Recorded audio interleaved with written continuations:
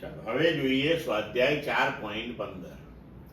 10 kilogram અને 20 kilogram દળ ધરાવતા બે પદાર્થો એ અને બી ને લીસી સમક્ષિતિજ સપાટી પર રાખી એક હલકી દોરીના છેડાઓ સાથે બાંધેલ છે.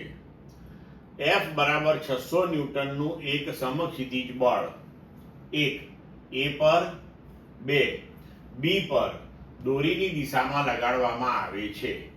દરેક કિસ્સામાં દોરીમાં તણાવ કેટલો હશે? બરોબર.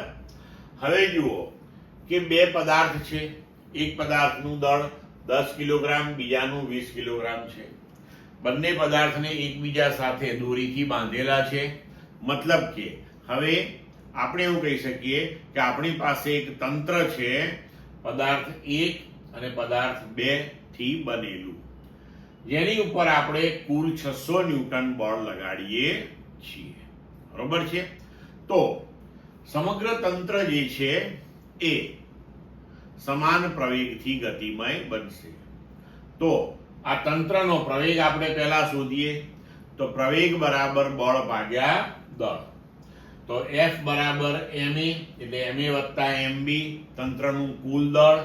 તો પ્રવેગ બરાબર F ભાગ્યા તંત્રનું કુલ દળ એટલે 600 ભાગ્યા 10 વત્તા 20 બરાબર 20 મીટર પર સેકન્ડ સ્ક્વેર. ક્લિયર? હવે આપણે જુદા જુદા કિસ્સાઓ વિચારીએ. પહેલા એ ઉપર બળ લગાડવામાં આવે છે.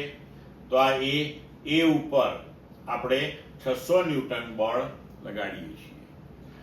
તો એ અને બી વચ્ચે બાંધેલી જે દોરી છે તેમાં ધારો કે ઉત્પન્ન થતું તણાવ બળ T1 છે. હવે સમગ્ર તંત્ર એ પ્રવેગથી ગતિ કરે છે.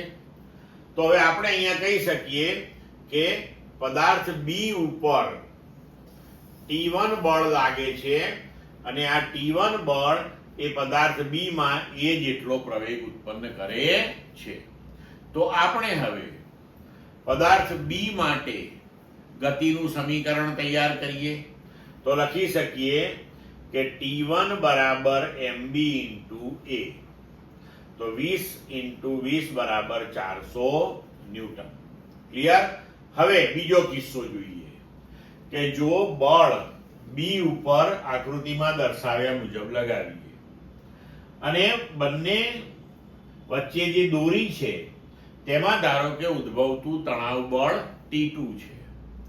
તો હવે આપણે આકૃતિ પરથી કહી શકીએ કે તણાવ બળ T2 એ પદાર્થ A ની અંદર એ જેટલો પ્રવેગ ઉત્પન્ન કરે છે. બરોબર? તો આપણે પદાર્થ A માટે જો ગતિનું સમીકરણ તૈયાર કરીએ તો લખી શકીએ કે T2 બરાબર ma ઇન્ટુ A.